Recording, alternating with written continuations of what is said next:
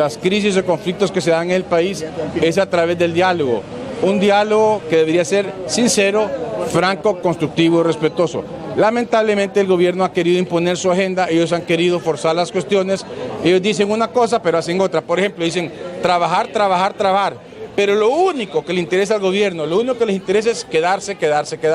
Y se quieren quedar violando la Constitución y las leyes. Y eso no se va a permitir. Les dimos una solución, el plebiscito, la consulta popular, para que el pueblo se expresara si quería o no quería reelección, lo rechazaron. Entonces no puede haber reelección en forma constitucional. Sin embargo, ellos quieren, hipócritamente, estos farsantes, quieren hacernos creer que hay reelección en forma inconstitucional. Precisamente la periodista Lidia Díaz entrevistó a la magistrada Silvia Trinidad Santos Moncada, cuando ella aclaró a la magistrada que lo único que hizo la Sala de lo Constitucional es permitir hablar de la reelección, o sea, despenalizaron hablar de la reelección.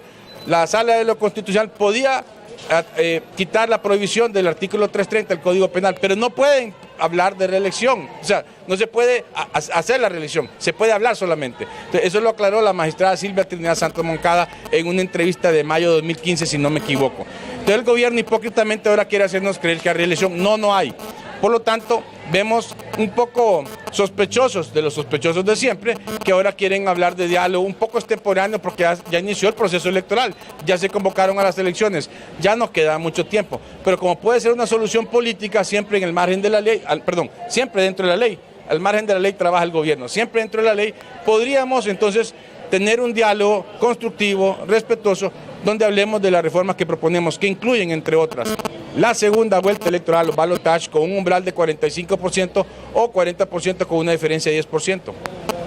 Integración de los órganos electorales para el Tribunal Supremo Electoral, Registro Nacional de las Personas, para los hermanos de los partidos de oposición, Libertad y Refundación y Anticorrupción, no para el PIN-USD. Esto lo hacemos en solidaridad con ellos, reconociendo la nueva realidad política multipartidaria existente en el país.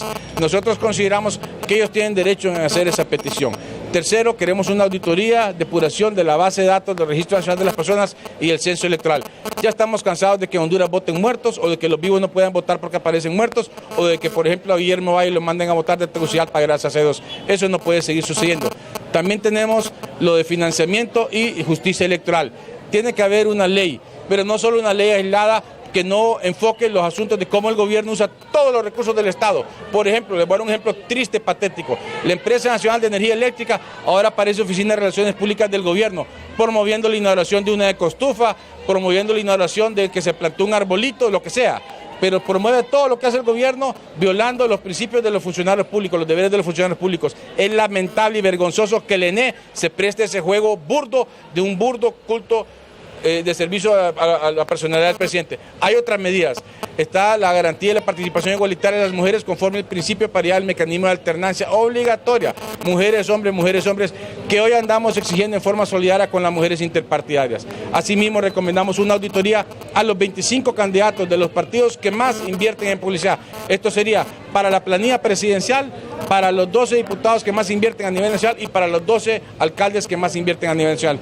Esas son las medidas que proponemos y lamentamos que una tan sola del compromiso de garantías mínimas para la ética y la transparencia electoral, suscrito el 21 de agosto de 2013, no se haya cumplido. El gobierno firma cualquier cosa pero no cumple nada y solo quieren quedarse en el poder y no lo vamos a permitir. Ilegalmente, de forma inconstitucional, no va a haber reelección en Honduras. Esa es una cuestión que estamos totalmente en contra porque somos respetuosos de la Constitución y las leyes.